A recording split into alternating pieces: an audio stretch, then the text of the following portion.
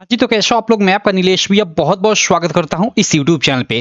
दोस्तों आज की इस वीडियो में हम लोग सॉल्व करेंगे यूपी बोर्ड के क्लास 10th के बच्चों के लिए। आप जानते हो कि आप लोग का 24 फरवरी को हिंदी का पेपर है। जी हाँ, मेरे दोस्त 24 फरवरी को हिंदी का पेपर है और उसके लिए आप स्क्रीन पे देख सकते हो, आप लोग की ये हिंदी का एक पेपर है जिसका कोड है 801 डीए।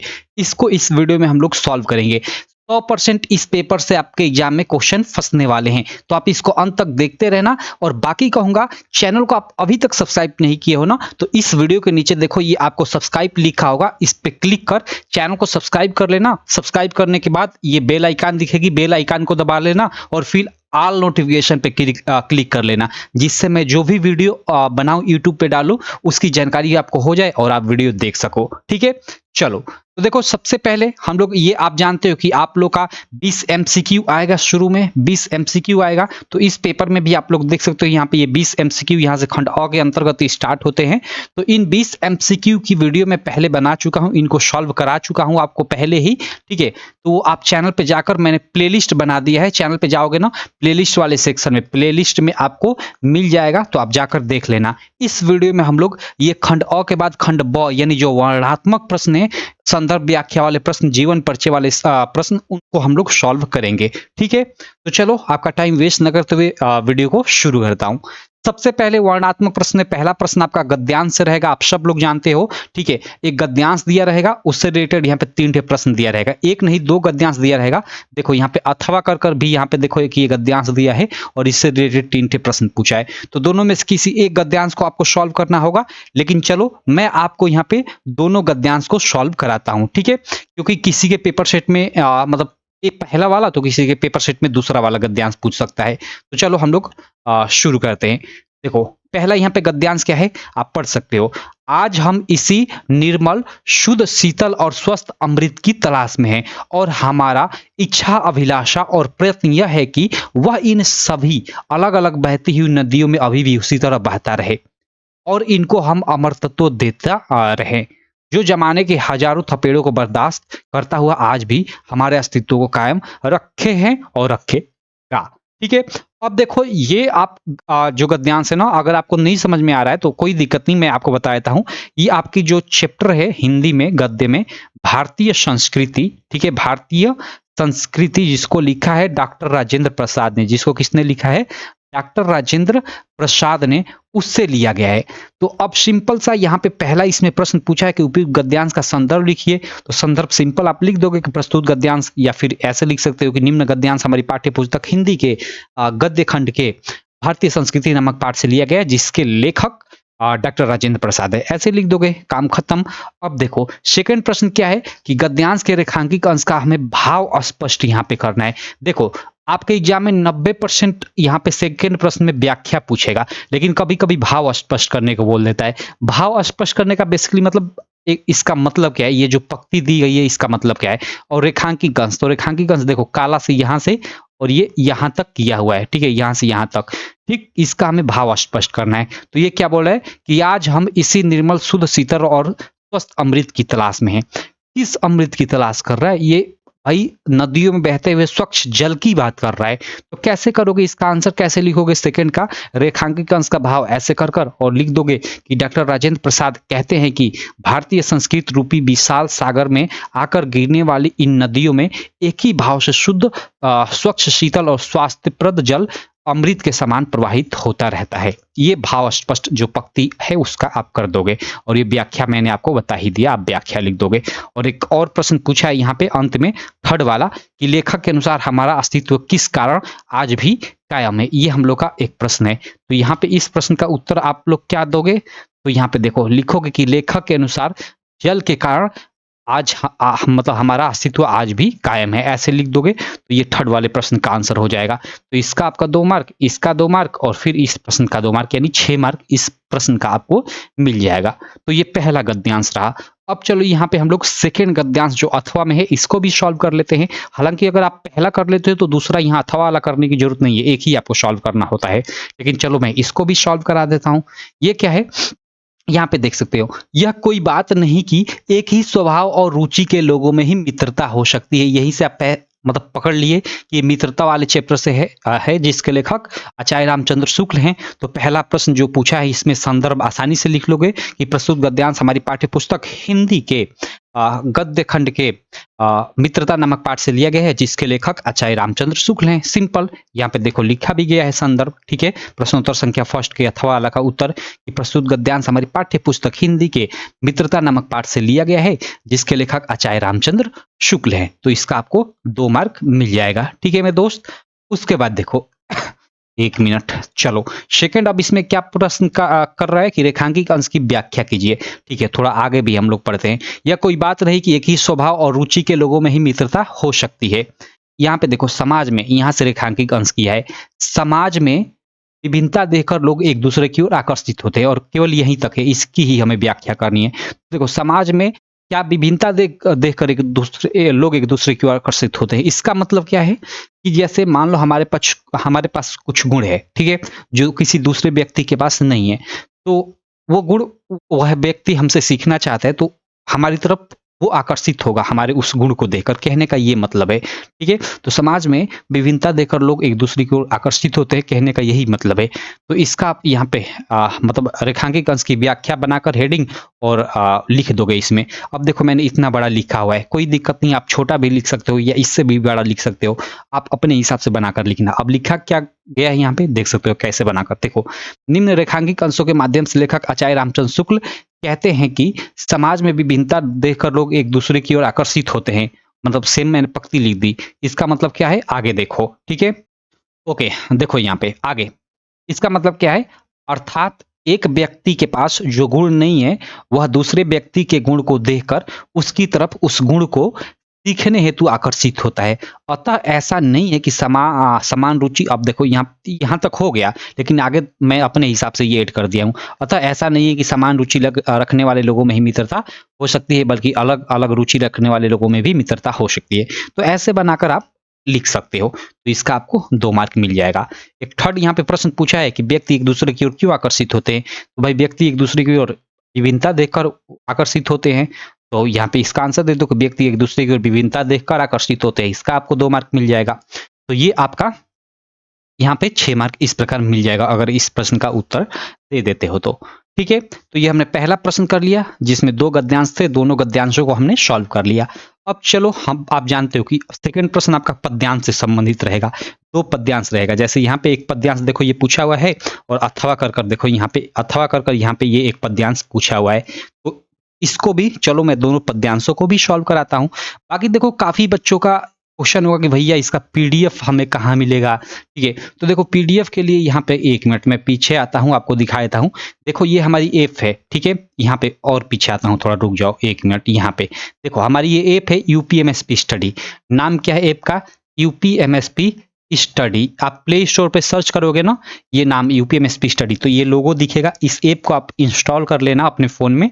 इंस्टॉल करेंगे तो फर्स्ट टाइम में आपको रजिस्ट्रेशन मांगेगा, तो रजिस्टर पे यहाँ पे क्लिक कर आप यहाँ पे अपना नाम, फ़ोन नंबर, कोई भी एक पासवर्ड डाल देना जो हमेशा याद रहे, ताकि ऐप को डिलीट कर दो फिर डाउनलोड करो तो आप लॉगिन पे अपना नंबर और पासवर्ड डालकर लॉगिन कर लो। ठीक है, उसके बाद यहाँ पे अपना डिस्ट्रिक्ट चूज कर लेना, अपना स्टेट यहाँ पे चूज कर लेना, एग्री कर रजिस्टर कर लेना। रजिस्टर करोगे तो होम पेज पे कुछ इस प्रकार की चीज़ें दिखेंगी, यहीं पे आपको सारी चीज़ें मिल जाएंगी। यहाँ पे देखो आपका फ्री में टेस्ट भी मिल जाएगा, मैंने हिंदी का टेस्ट भी डाल रखा है, आप सोशल साइंस का भी डाल रखा है, आप जाकर दे सकते हो। ठीक है, यहाँ पे आपको प्रीवियस ईयर पेपर मिल जाएगा, आपका मॉडल पेपर मिल जाएगा। ठीक है, उसके अलावा आपको यहाँ पे पेड क्लासेस में जाओगे ना तो एक बैच भी मिल जाएगा, लक्ष्य बैच। ठीक है, आपको एक लक्ष्य बैच भी मिल जाएगा, ठीक है, जिसकी प्राइस मात्र 99 रुपए है, जिसमें आपको सारे के सारे आपके प्रीवियस ईयर पेपर 2023 और 2024 का अच्छे से वीडियो सॉल्यूशन के साथ यहाँ पे पीडीएफ में भी सॉल्यूशन मिलता है। ठीक है, और सबका टेस्ट भी मिलता है जो 20-20 एमसीक्यू है, तो आप यहाँ बैच भी ज्वाइन कर सकते हो। ये हम लोग का लक्ष्य बैच है जिसकी प्राइस मात्र 99 रुपए है, एक बार आपको फीस देनी है। और इस बैच से पिछले साल पढ़कर 90% मार्क बच्चे लाए हुए थे, तो आप भी ला सकते हो, तो आप ज्वाइन कर लेना। ठीक है, बाकी चलो हम लोग आगे के क्वेश्चंस को यहाँ पे सॉल्व करते हैं। चलो ये हम लोग का सेकेंड प्रश्न, ये क्या है हम लोग का, ये देखो ये हम लोग का पद्यांश है। अब इस पद्यांश से संबंधित देखो ये पद्यांश दिया है और इससे संबंधित यहाँ पे 3 ठे प्रश्न पूछा हुआ है, इन प्रश्नों का हमें उत्तर देना है। ठीक है, तो चलो ये देखो इसको पढ़ते हैं और इसका हम लोग उत्तर देते हैं। ये पद्यांश क्या है, देखो लिखा है, निर्गुण कौन देश कौ वासी, मधुकर कहीं समुझाओ सौदे, उचती साँच न हांसी, वो है जनक कौन है जननी, कौ नारी को दासी, कैसे बरन भेष कैसो, यही रस में अभिलाषी। देखो रेखांकित अंश इतना किया है, मतलब इसकी व्याख्या हमें पूछेगा प्रश्न में, ठीक है। ये देखो, ये जब उद्धव जी जाते हैं गोपियों को समझाने, ठीक है, कि तुम लोग इतने मतलब कृष्ण की भक्ति में क्यों लीन हो, तुम लोग मतलब ईश्वर की प्रार्थना करो, ठीक है। तो वहाँ गोपियाँ कहती है कि मतलब तुम जिस ईश्वर की तुम जिस निर्गुण ब्रह्म की मतलब उपासना करने को हमको बोल रहे हो, उसका वो है जनक, उसका जनक कौन है, वो है कौन है जननी, उसकी जननी यानी माता कौन है, उसका पिता कौन है, उसकी माता कौन है, कौ नारी, उसकी नारी कौन है यानी उसकी पत्नी कौन है, कौ दासी, उसकी दासी कौन है, कैसे वरण, भेष कैसे, उसका वर्ण, उसका रंग कैसा है और उसका भेष भेष कैसा है, ठीक है। कि ही रस में अभिलाषी, और उसकी किस रस में अभिलाषा है, ये हमें बताओ, ठीक है। ये गोपियां प्रश्न करती है उद्धव जी से। तो ये इस तरह से एक रेखांकित अंश का एक तरह से अर्थ है, ठीक है। तो अब चलो यहाँ पे अब आसानी से आप व्याख्या भी कर सकते हो, क्योंकि रेखांकित अंश का मैंने अर्थ भी बता दिया। तो पिक पद्यांश का संदर्भ लिखिए। अच्छा, ये किससे लिया गया है, तो ये सूरदास जी लिखित जो पद वाला चैप्टर है, पद वाला, ठीक है, सूरदास जी द्वारा लिखित, उससे लिया गया है। तो अब सिंपल इसका संदर्भ लिख सकते हो कि प्रस्तुत पद्यांश हमारी पाठ्य पुस्तक हिंदी के पद नामक पाठ से लिया गया है, जिसके अब देखो यहाँ पर रचयिता शब्द यूज करोगे, लेखक नहीं, ठीक। पद्यांश में रचयिता शब्द यूज करना है, रचयिता सूरदास है। क्लियर है मेरे भाई, ऐसे करोगे 2 मार्क आपको मिल जाएगा। उसके बाद रेखांकित अंश की व्याख्या, तो रेखांकित अंश की व्याख्या में लिख दोगे कि निम्न पद में जब उद्धव गोपियों को निराकार ब्रह्म की आराधना करने को कहते हैं, तब गोपियां उद्धव को मधुकर यानी भ्रमर नाम से संबोधित करती हुई पूछती है कि हे मधुकर, आप यह बतलाओ कि उस निर्गुण का पिता कौन है, उसकी माता का क्या नाम है, उसकी पत्नी और दासिया कौन है, उस निर्गुण ब्रह्म का रंग कैसा है, उसकी वेशभूषा कैसी है, और उसकी किस रस में अभिलाषा यानी वही रुचि है, ठीक है। आगे लिख दोगे अपने मन से। ये तो इसका अर्थ जो था उसके हिसाब से हमने बता दिया, और आगे थोड़ा इसमें कर दोगे, यानी गोपियों का कहना यह है कि जो निराकार ब्रह्म है उनके बारे में जब कुछ जानकारी ही नहीं है तो हम उसकी आराधना कैसे करें, ठीक है। तो ये आप लिख दोगे, आपका व्याख्या हो जाएगा। तो इसका आपको 2 मार्क मिल जाएगा, और इसका 2 मार्क यानी 4 मार्क। और एक यहाँ पे प्रश्न है कि मधुकर शब्द का क्या अर्थ है, मतलब इसका मतलब क्या है। तो देखो इस यहाँ पे मधुकर कहीं मतलब कहीं समुझाओ सौदे, मतलब ये मधुकर इसको कहकर पुकार रही हैं गोपियां, ये मधुकर मतलब उद्धव जी को गोपियां कहकर पुकारती हैं, ठीक है। सॉरी गाइज, चलो। तो यहाँ पे जो प्रश्न था हम लोग का, सॉरी यहाँ पे 1 मिनट, मधुकर शब्द का क्या अर्थ है, यहाँ पे देखो, तो आप लिख दोगे, यहाँ पे शायद आपको दिख नहीं रहा होगा, मधुकर शब्द का शाब्दिक अर्थ भौरा है, गोपी या उद्धव को भ्रमर की संज्ञा से पुकारती है, ऐसे इसका लिख दोगे, आपको इसका 2 मार्क मिल जाएगा, ठीक है। तो आपका यहाँ से 6 मार्क मिल जाएगा अगर इस प्रश्न का ऐसे आंसर लिखते हो तो। चलो, तो ये प्रश्नोत्तर संख्या 2 रही। अब इसमें जो अथवा वाला है ना, ये चलो इसको भी हम लोग कर लेते हैं। चूंकि आपको एक ही करना होगा, लेकिन यहाँ पे मैं चलो इसको भी करा देता हूँ, ठीक है। ओके यार, चलो तो इसको भी हम लोग सॉल्व करते हैं। 1 मिनट, थोड़ा पेन का कलर बदल लेता हूँ। चलो, ये क्या है, देखो यहाँ पे, ये देखो यहाँ पे इसका आंसर भी यहाँ पे आपको मिल जाएगा, ठीक है। चलो, तो यहाँ पे देखो, ये क्या है, अतुलनीय जिनके प्रताप का साक्षी है प्रत्यक्ष दिवाकर, घूम घूम कर देख चुका है जिनकी निर्मल कृति निशाकर। अब देखो ये पंक्तियां ना, ठीक है, आगे भी मैं पढ़ता हूँ, उसके बताता हूँ। देख चुके हैं जिसका वैभव, ये नभ के अनंत तड़ागड़, अगणित बार सुन चुका है नभ जिनकी विजय घोषरण गर्जन।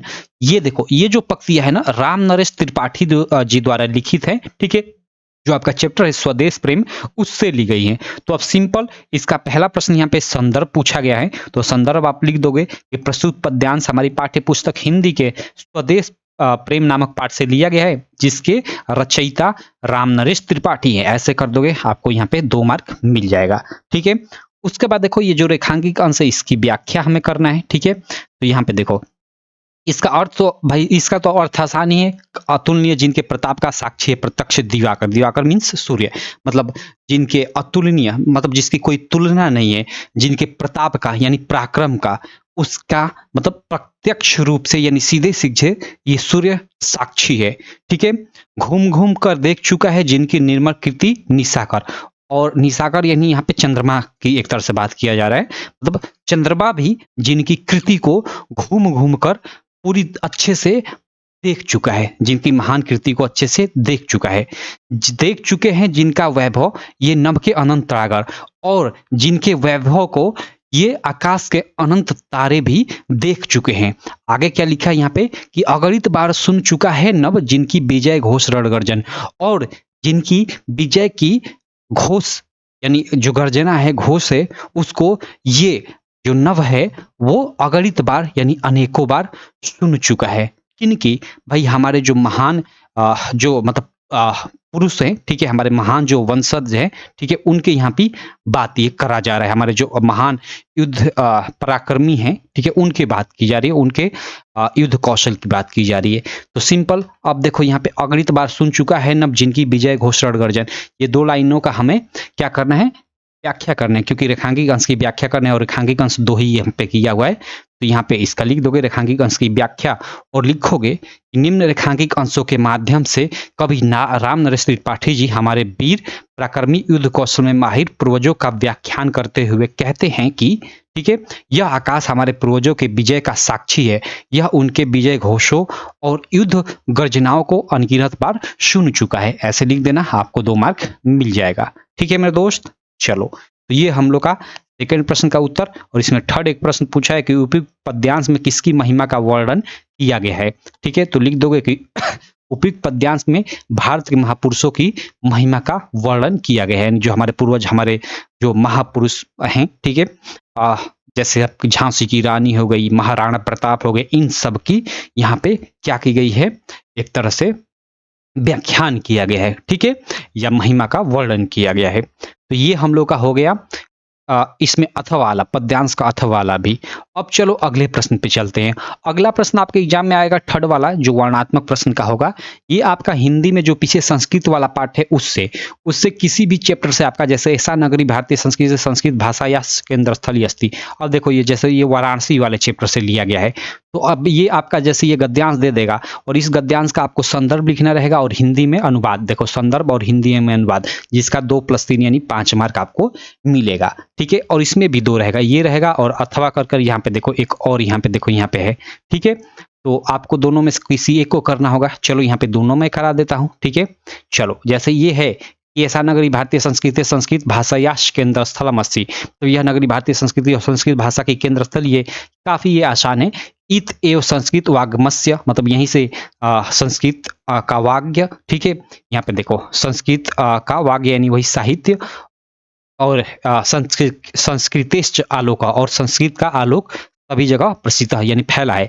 मुगल युवराज दारा सिंह अत्रागति भारतीय दर्शन शास्त्र नाम अध्ययन करो, मुगल युवराज दारा सिंह को यहीं पे आकर भारतीय दर्शन शास्त्र का अध्ययन किए, सत्यसाम ज्ञान तथा प्रभाविता, वो इसके ज्ञान से इतना प्रभावित हुए, अभवत की यथ की तेन उपनिषदाम अनुवादम पारसी भाषायाम करित, मतलब उन्होंने उपनिषदों का पारसी भाषा में अनुवाद कराया। ठीक है, तो ये इस ऐसे इसका मतलब इसका अर्थ मैंने बता दिया, ऐसे ये अर्थ आपको लिख देना है, ये अर्थ है, इसका लिख दोगे तो अर्थ का आपको 3 मार्क लिखने का।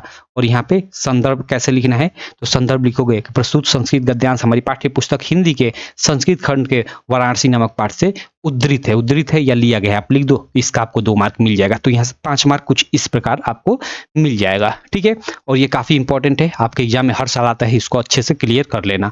ठीक, इसका यहाँ पे अर्थ भी है, आप स्क्रीनशॉट ले सकते हो तो ले सकते हो, आपका मन। बाकी यहाँ पे देखो एक अथवा कर यहाँ पे है कि अस्माकम संस्कृति सदा गतिशील वर्तते, मतलब हमारी संस्कृति सदा मीन्स हमेशा गतिशील है। ओके, ये आपका मतलब भारतीय संस्कृति ही एक चैप्टर है, उससे ये लिया गया है। तो सिंपल इसका संदर्भ लिख दोगे, प्रस्तुत संस्कृत गद्यांश हमारी पाठ्य पुस्तक हिंदी के संस्कृत खंड के भारतीय संस्कृति नामक पाठ से उद्धृत है। और बाकी इसका यहाँ पे देखो ये हिंदी अर्थ मैंने यहाँ पे डाल दिया है, तो चलो मैं हिंदी अर्थ इसका नहीं बताता हूँ, आप लोग देख लो, काफी आसानी है। ठीक है, इसका स्क्रीनशॉट लेना चाहते हो तो आप ले सकते हो, आप पढ़ लेना। ठीक है, आप अच्छे से इसको पढ़ लेना, आपके एग्जाम में है तो लिख देना, लिख दोगे इसका 3 मार्क आपको मिल जाएगा, यानी 3 2 5 मार्क। तो यहाँ से 2 मैंने करा दिया, बाकी आपको एग्जाम में 1 ही करना है।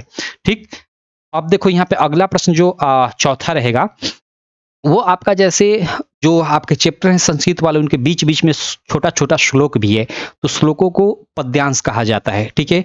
तो उनसे भी संबंधित 2 प्रश्न रहेगा, ठीक है? 2 आपका श्लोक रहेगा, ठीक है? या 2 पद्यांश कह लो, 2 पद्यांश रहेगा, यहाँ पे एक है और देख लो यहाँ पे अथवा कर कर एक है। दोनों में से कोई एक ही करना होगा आपको, ठीक है? आपका मन जो आप करो, ठीक? तो इसका भी आपको 5 मार्क मिलेगा। तो ये क्या है? जैसे ये पहला देखो यहाँ पे है, उत्तरम यत्र समुद्रस्य हिमाद्रश्चैव दक्षिणम वर्षम तद भारत नाम भारती यत्र संतति, यानी समुद्र के उत्तर में और हिमालय के दक्षिण में जो देश स्थित है वह भारतवर्ष है, जिसकी संतान भारतवासी हैं, ठीक है? तो ये हम लोग का इसका अर्थ है और बाकी संदर्भ ये आपका बीरह बीरेण पूज्यते वाला चैप्टर है उससे लिया गया है। तो आप लिख दोगे प्रस्तुत संस्कृत पद्यांश या पद्यांश के जगह पे यहाँ पे श्लोक भी लिख सकते हो, ठीक है? प्रस्तुत संस्कृत श्लोक या प्रस्तुत संस्कृत पद्यांश हमारी पाठ्य पुस्तक हिंदी के संस्कृत खंड के बीरह बीरेण पूज्यते नामक पाठ से उद्धृत है। इसका 2 मार्क और इसका आपको 3 मार्क यानी 5 मार्क यहाँ से आसानी से आपको मिल जाएगा, ठीक? बाकी इसमें अथवा वाला यहाँ पे भी है, आप अगर पहला नहीं आ रहा है तो इसको भी कर सकते हो। ये क्या है कि किम नो हित्वा प्रियो भवति, किम नो हित्वा न सोचती, किम नो हित्वार्थवान भवति, किम नो हित्वा सुखी भवेत। यानी कहने का मतलब है कि मनुष्य क्या छोड़कर प्रिय हो जाता है। किम नो हित्वा प्रिय भवति यानी मनुष्य क्या छोड़कर प्रिय हो जाता है। किन हित्वा न सोचती, और किस चीज को मतलब छोड़कर वो सोचता नहीं है, यानी शोक नहीं करता है, ठीक है? किम नो हित्वार्थवान भवति, और किस चीज को वो छोड़कर धनवान हो जाता है, ठीक है? किन हित्वा सुखी भवेत, और किस चीज को वो छोड़कर सुखी हो जाता है। ये आपका इसका अर्थ है, ठीक है? ये यक्ष और मतलब युधिष्ठिर के बीच में जो बात चलती है शायद वहाँ का ये मतलब पंक्तियाँ ली गई हैं। ये जीवन सूत्राणी आपका चैप्टर है उससे लिया गया है। तो प्रस्तुत संस्कृत पद्यांश हमारी पाठ्य पुस्तक हिंदी के संस्कृत खंड के जीवन सूत्राणी नामक पाठ से उद्धृत है। ऐसे लिख दोगे तो 2 मार्क आपका संदर्भ का और आपका ये 3 मार्क आपका हिंदी अनुवाद का यानी 5 मार्क यहाँ से मिल जाएगा, ठीक है? तो इन दोनों को क्लियर कर लेना, दोनों ये श्लोक आपके एग्जाम में आते हैं, काफी इंपॉर्टेंट है। बाकी अगले प्रश्न पे चलता हूँ। अगला प्रश्न संख्या आपका 5 रहेगा, खंड काव्य से संबंधित जो 3 मार्क का रहेगा। और खंड काव्य बहुत सारा आपके पेपर में ऐसे ये देखो जैसे दिया है आपके पेपर में दिया रहेगा, ये हर एक जिले का खंड काव्य होगा।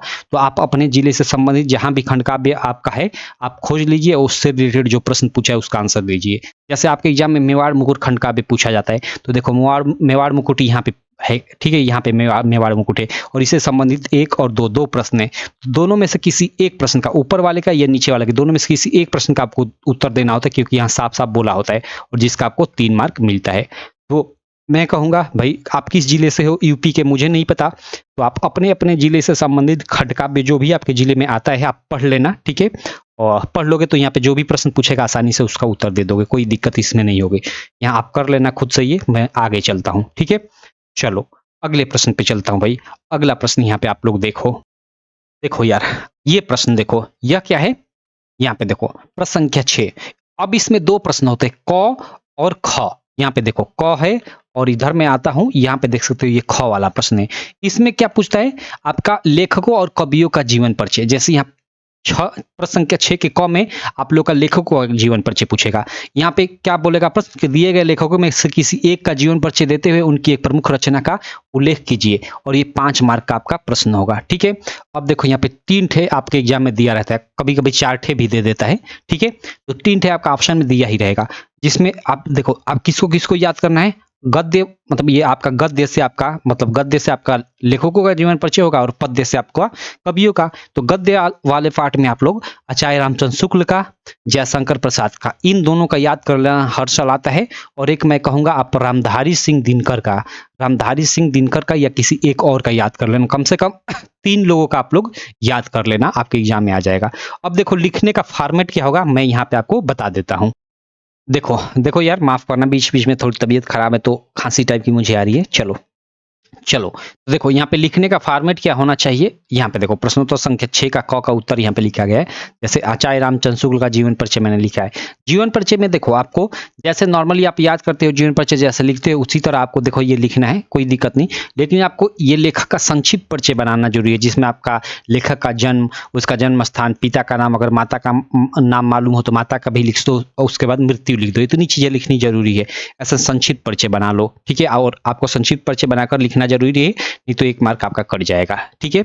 चलो, तो ये देखो यहाँ से स्टार्ट किया गया, यहाँ संक्षिप्त परिचय भी बनाया गया है और ये लिखा गया है और ये लिखने के बाद लिख लोगे तो आपको इसका 3 मार्क मिल जाएगा, ठीक है? और ये संक्षिप्त परिचय का आपका 1 मार्क और अंत में आपका जैसे इनकी एक प्रमुख रचना का भी नाम बोला था, तो जैसे चिंतामणि आचार्य रामचंद्र शुक्ल का अ, रामचंद्र शुक्ल की एक प्रमुख रचना है, ऐसे आप लिख दो, तो इसका 1 मार्क यानी आपको पूरा का पूरा 5 मार्क कुछ इस प्रकार मिल जाएगा। तो ये लिखने का पैटर्न होना चाहिए ऐसा, ठीक है? बाकी आप कैसे याद किए हो, आप अपने हिसाब से ही लिखना जैसे आप याद किए हो, ठीक? चलो, आगे चलते हैं बाकी। यहाँ पे देखो प्रश्न संख्या ख में प्रश्न संख्या 6 के ख में कवियों का जीवन परिचय रहेगा। पहले में लेखकों का जीवन परिचय था, उस इसमें कवियों का रहेगा। अब देखो यहाँ पे जैसे 3 थे, यहाँ पे भी ऑप्शन में दिया है, तुलसीदास, सुभद्रा कुमारी चौहान, बिहारी। तो आप जिसका भी लिखो आपका मन, जैसे यहाँ पे आप तुलसीदास जी का लिख लो या बिहारी जी का लिख लो, आप किसी एक का आपको लिखना होगा, ठीक? अब इसमें किसका किसका याद करना है मैं आपको बता देता हूँ। तुलसीदास जी का, आपको सूरदास जी का, ठीक है? उसके अलावा महादेवी वर्मा जी का, इन 3 का तो आपको याद ही करना है और किसी एक और का, कम से कम 4 का यहाँ पे आप लोग याद कर लेना, आपके एग्जाम में फंस जाएगा, ठीक है? चलो, बाकी मैं आगे चलता हूँ। बाकी यहाँ पे देखो लिखा भी गया है, फॉर्मेट वही आप लोग देख सकते हो, ये गोस्वामी तुलसीदास जी का जीवन परिचय लिखा गया है, आप लोग देख सकते हो, इसी फॉर्मेट में आपको लिखना होगा, ठीक है? चलो, मैं आगे चलता हूँ। प्रश्नोत्तर संख्या जो 7 है वो क्या रहेगा कि आपको अपने पाठ्य पुस्तक से कंठस्थ किया हुआ कोई एक श्लोक लिखना होगा, ठीक है? तो श्लोक जैसे ये सर्वे भवन्तु सुखिनः सर्वे सन्तु निरामया सर्वे भद्राणि पश्यन्तु मा कश्चित् दुःख भाग् भवेत्, मैंने लिख दिया है। आप लोग कोई भी 3 ठे श्लोक याद कर लेना, क्योंकि देखो 2 श्लोक आपका वहाँ संदर्भ व्याख्या में भी पूछे, आपका संदर्भ हिंदी अनुवाद में भी था, तो उसको यहाँ पे नहीं लिखना होगा, ठीक? तो मान लो एक ही श्लोक याद करोगे और वहाँ संदर्भ हिंदी अनुवाद में आ जाए तो फिर फंस जाओगे, तो कम से कम 3 ठे श्लोक याद कर लेना, ठीक? चलो, उसके बाद 8वां प्रश्न आपका संस्कृत का उत्तर वाला रहेगा। यहाँ पे देखो 4 ठे है प्रश्न, इसमें से किन्हीं 2 का ही उत्तर देना होगा आपको। 2 प्रश्नों का उत्तर दोगे, आपको 1+1 यहाँ पे 2+2 नहीं 1+1 यानी आपको 4 मार्क मिल जाएगा, ठीक है? चलो, तो यहाँ पे जैसे निम्नलिखित में से किन्हीं 2 प्रश्नों का उत्तर संस्कृत में दीजिए, ठीक? ज्ञानम कुत्र संभवति, तो ज्ञानम सर्वत्र संभवति, भारतीय संस्कृति मूलम किम अस्ति। तो भाई ये प्रश्न का काफी बड़ा आंसर है, तो इसको छोड़ते हैं, बाकी यहाँ पे लिख भी दिया हूँ। चलो, पुत्र मरणम मंगलम भवति, तो भाई वाराणसी में मरणा मंगलकारी होता है, तो वाराणसिया कुत्र के जगह आप वाराणसिया लगा दो, वाराणसिया मरणम मंगलम भवति। चंद्रशेखर का आसित, चंद्रशेखर एक प्रसिद्ध क्रांतिकारी देशभक्त च आसित। तो मैंने लगभग ये सारे प्रश्नों का उत्तर आपको बता दिया है, यहाँ पे लिखा भी हुआ है, लेकिन एग्जाम में किन्हीं 2 का ही आपको उत्तर देना होगा, ठीक है? उसके बाद प्रश्नोत्तर संख्या 9 आपका मतलब क्या रहेगा, आपका निबंध मतलब यहाँ पे रहेगा, दिए गए विषय पे आपको निबंध लिखना होगा, ये आपका 7 मार्क का रहेगा, ठीक है? 7 मार्क का आपका निबंध रहेगा और उसके बाद अंत में 10वां प्रश्न आपका पत्र लेखन से रहेगा, ठीक है? पत्र लेखन से आपका रहेगा, ठीक है मेरे दोस्त? चलो, तो इस प्रकार आपका पूरा पूरा पेपर का फॉर्मेट रहेगा। ये एक पेपर सेट था, एक ये मॉडल पेपर था, इसको मैंने सॉल्व भी करा दिया, तो इसको अच्छे से तैयार कर लेना, इसमें से आपके कई सारे क्वेश्चन फंसने को मतलब फंसेंगे ये आपके एग्जाम में डायरेक्ट, तो आप इसको पढ़ लेना अच्छे से। बाकी आप चैनल को अभी तक सब्सक्राइब नहीं किए हो तो यार चैनल को सब्सक्राइब कर लेना और बेल आइकन को भी दबा लेना, और ये जो एमसीक्यू वाले क्वेश्चन है इनका आंसर देखने के लिए आप चैनल पे विजिट कर सकते हो प्लेलिस्ट, ठीक? और चैनल आप ये वीडियो देख रहे हो इसके नीचे ये सब्सक्राइब लिखा होगा, ठीक है? आप सब्सक्राइब पे क्लिक करना, उसके बाद बेल आइकन को दबाना और फिर आप ऑल नोटिफिकेशन पे दबाना, जिससे मेरी सारी वीडियो की नोटिफिकेशन आपको मिलती रहे। तो चलो, मैं मिलता हूँ आपसे नेक्स्ट वीडियो में, तब तक के लिए थैंक यू।